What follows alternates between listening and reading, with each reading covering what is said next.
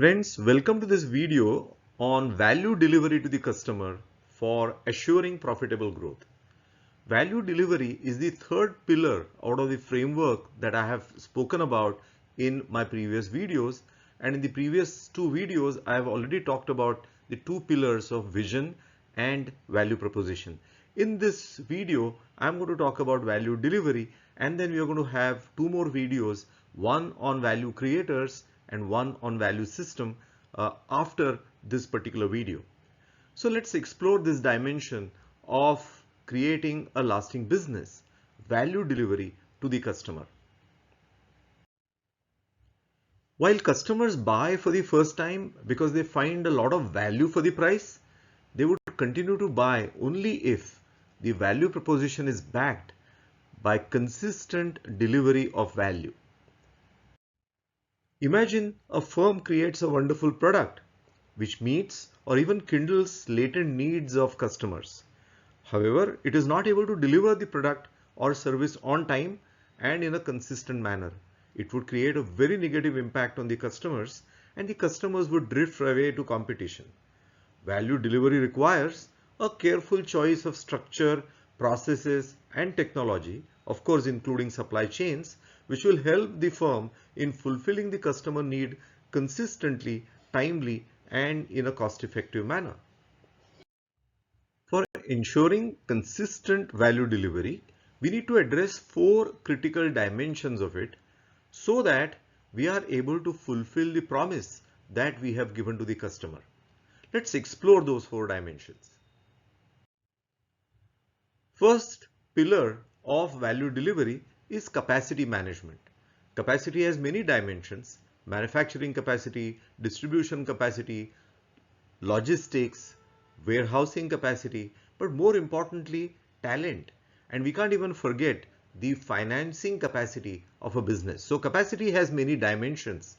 And when we talk about capacity management, we are also talking about dimensions such as when to create capacity, what should be the scale, and so on. So capacity management is the first dimension of value delivery.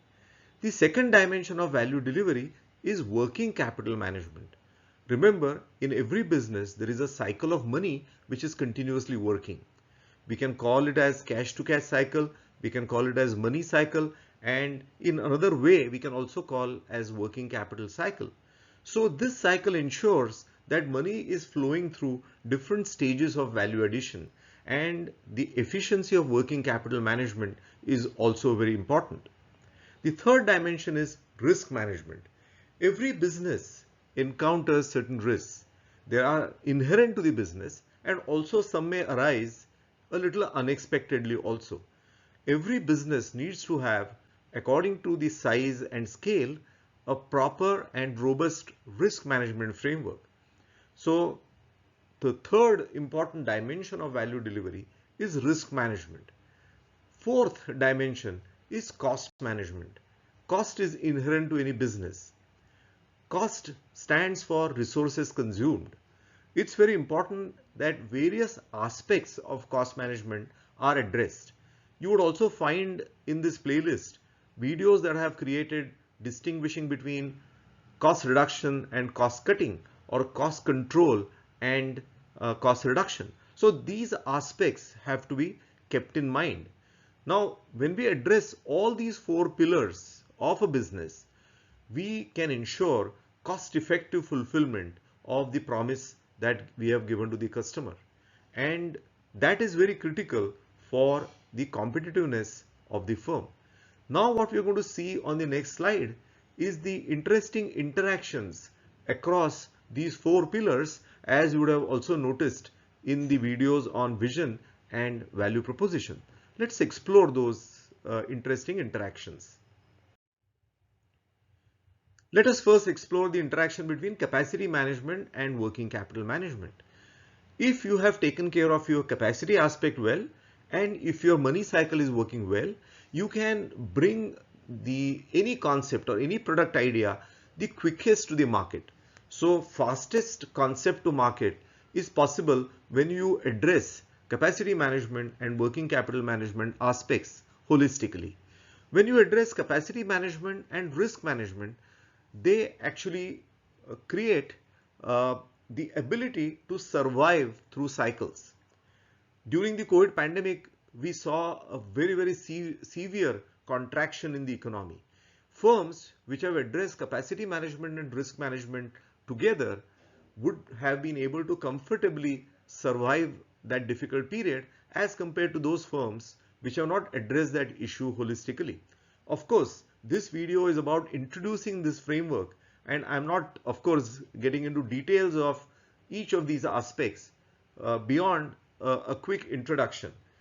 But I may just quickly mention here that capacity creation decision at a wrong time can haunt a firm for a very long period of time.